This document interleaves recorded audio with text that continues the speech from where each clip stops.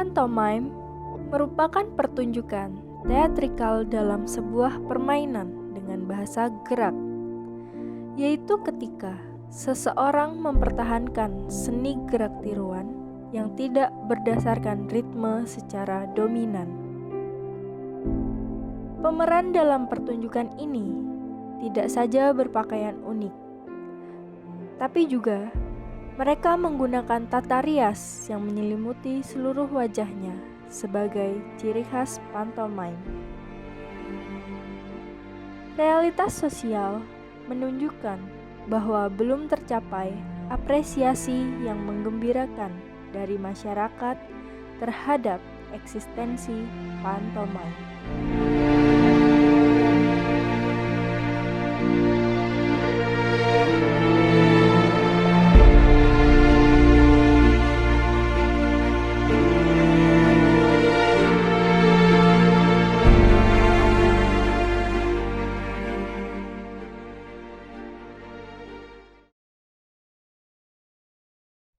Anonymem itu dibentuk awalnya tahun 2019.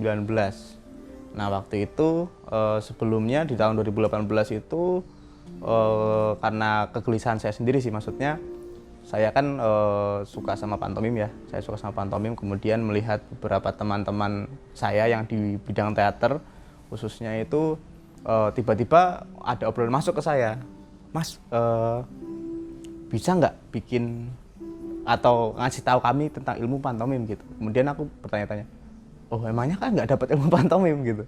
Akhirnya kami coba untuk bikin satu latihan rutin dulu, biasanya gitu, rutin di setiap minggu sekali. Habis itu ternyata setelah dilatihkan beberapa kali gitu, baru akhirnya fokus untuk oke, kita bikin satu kelompok aja untuk kita semangatin bareng-bareng, bangun kelompok namanya Anonymem gitu.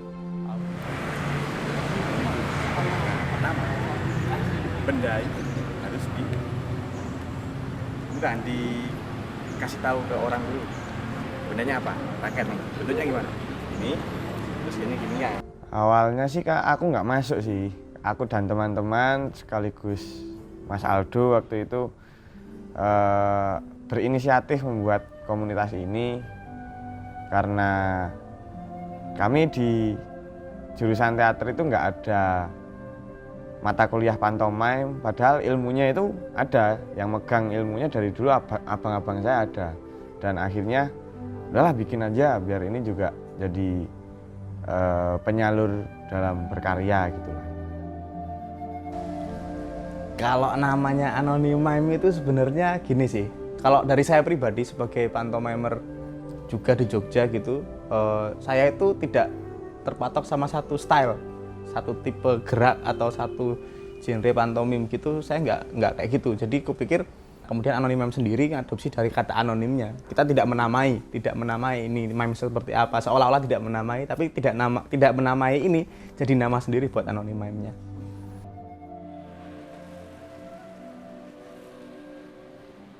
Kalau proses latihannya kita rutin, pasti di hari Minggu. Setiap sore jam 3 sore gitu kita kumpul di Sewon, tepatnya di sekitaran kompleks kampus isi gitu, karena di situ kita butuh ruang yang gede karena kita belum punya tempat tinggal sendiri. Akhirnya kita suka latihan di pelataran kampus gitu dulu, karena memang dominansinya teman-teman juga ada yang kuliah di jurusan teater. Akhirnya kita latihannya di situ. Kendalanya itu ya awalnya konsistensi, karena banyak kegiatan di jurusan, di teater, kami jadi kurang intens, termasuk saya juga kurang intens untuk menangani komunitas ini. Akhirnya ya awalnya agak belepotan, tapi lambat laun bisa agak menyesuaikan lah, adaptasi. Akhirnya ya bisa berjalan sampai sekarang.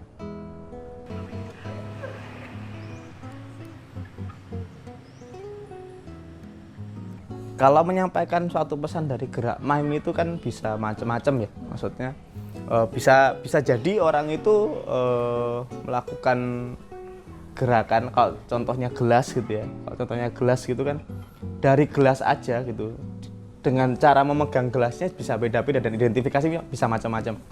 mungkin cangkir untuk kopi, gelas untuk anggur, kemudian gelas yang biasa secara umum itu bentuknya mungkin bisa beda-beda gitu loh. Secara bentuk dia bisa beda-beda cara menggunakannya. Makanya dari situ punya maksud sendiri dan punya identifikasi sendiri.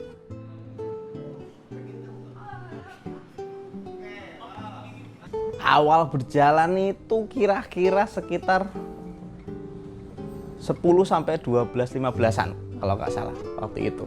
Itu karena emang kita nongkrong aja waktu itu mikirnya pengen bikin karya pantomim gitu. Habis itu berkembang, akhirnya anak-anak juga mulai ada yang tertarik, beberapa teman-teman yang tempat kami nongkrong biasanya juga ikut gabung, ikut enjoy juga. Akhirnya sekarang itu kalau dihitung ya belum begitu banyak sih, masih 20-an. Tadi banyak teman-temannya masih baru di bidang pantomim juga. Akhirnya tadi waktu presentasi kalau aku lihatnya yang udah lama main pantomim terlalu banyak porsinya. Kalau proses pelajarannya sendiri atau pembelajarannya ya kita sharing motif, sharing metode latihan, kemudian setelah itu kita latihan bareng pemanasan, terus olah tubuh, terus kita juga kadang melatih beberapa metode untuk pantomimnya sendiri. Saat pandemi itu kami nggak menghentikannya, cuma kami mengalihkan medianya yang biasanya kami di panggung, kami coba alihkan ke virtual melalui platform ya YouTube, IGTV, atau website apapun lah yang bisa kami gunakan. Tapi sebelum adanya pandemi pun kami sebenarnya sudah berencana untuk membuat mime series di YouTube gitu, kita lempar ke platform YouTube, kita bikin sekitar ada 1, 2, 3, 4, 5 episode gitu. Kita bikin 5 episode web series tentang apa yang kami lakukan di rumah. Nah, kayak istilahnya kayak sedikit cerita kita sih gitu.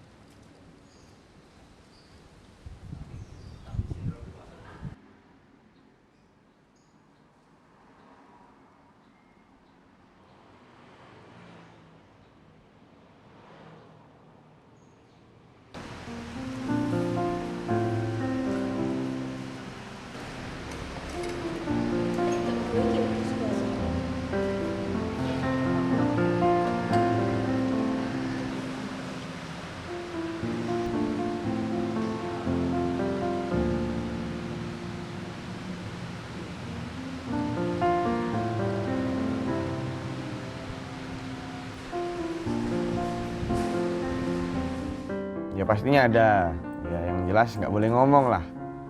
Ini kan make up semua. Kalau mau ngomong, ini ya dihapus seginilah.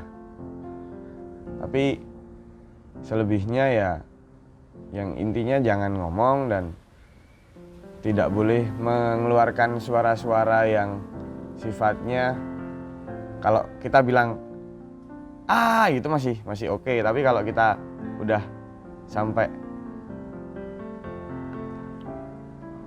aku bilang astagfirullahaladzim gitu, tapi dengan mulut doang itu juga nggak boleh sebenarnya.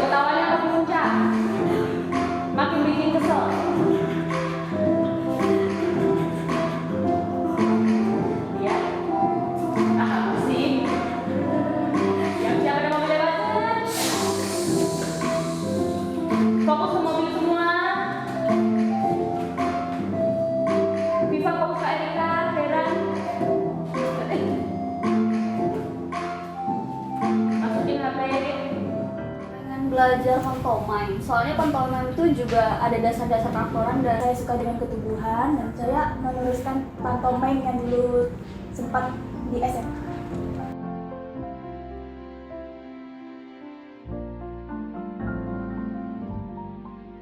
Tapi kalau sukanya tuh banyak karena kayak kita tuh nggak cuma belajar tentang teknis, terus kayak hal-hal yang berbau teknis lah, tapi juga kayak manajemen, kekeluargaan kayak gitu.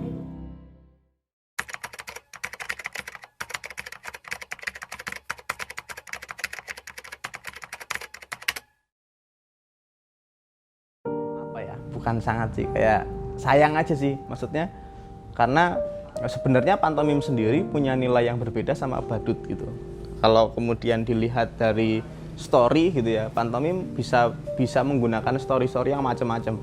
Kemudian fungsi make up itu tidak seperti badut yang hanya untuk tempelan dan untuk melucu gitu, untuk komedi. Tapi di pantomim selain komedi pun sebenarnya bisa masuk cerita-cerita tragedi, kritik sosial, itu bisa masuk lewat pantomim. Akhirnya sangat disayangkan menurutku kalau ternyata orang-orang di sekitaran atau di Indonesia sendiri masih banyak yang mendekatkan stigma pantomim dan badut itu sebagai orang yang sama atau profesi yang sama. Padahal menurut saya itu beda banget. Kalau di badut itu mungkin lebih ke komedinya untuk menghibur saja. Pantomim selain menghibur juga punya nilai-nilai edukasi atau punya nilai-nilai yang lain untuk membangun suatu cerita yang sifatnya punya kegelisahan atau punya pesan yang pengen disampaikan. Gitu sih. Kalau buat saya itu anonymem itu kayak satu ini sih, lebih dari sekedar komunitas sih kalau saya. Maksudnya gini, sedikit cerita, mime itu katakanlah satu media yang saya pakai untuk nyampein kegelisahan saya ketika saya tidak bisa menggunakannya lewat teater atau musik. Karena selain bikin pantomim saya juga melakukan itu, akhirnya anonymem sendiri buat saya itu kayak satu titik balik capaian tertentu. Ya udah seperti hal yang memberikan banyak ke saya gitu. Jadi hutang budinya banyak lah saya ke pantomim. Seperti rumah, karena di situ ada mas, mbak, ada temen, ada adik, kayak lengkap aja, kayak kakak beradik, ada yang menjadi orang tua, ada yang menjadi teman curhat, pokoknya lengkap. Jadi kita gak terpaku harus mempelajari tentang pengetahuan atau ilmu. Jadi kita bisa sharing-sharing biasa aja, jadi gak terlalu kaku lah, enak kayak rumah.